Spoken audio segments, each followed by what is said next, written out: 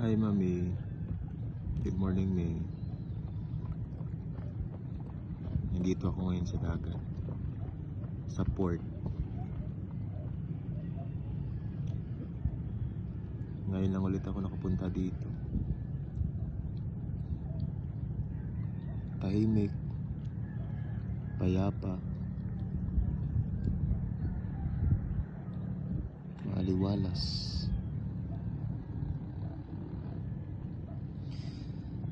Sana na nandito kami, no?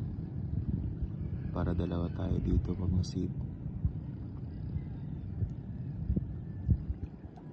Good morning, May.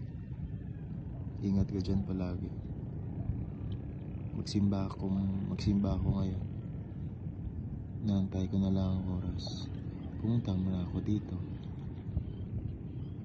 Na-miss ko din to.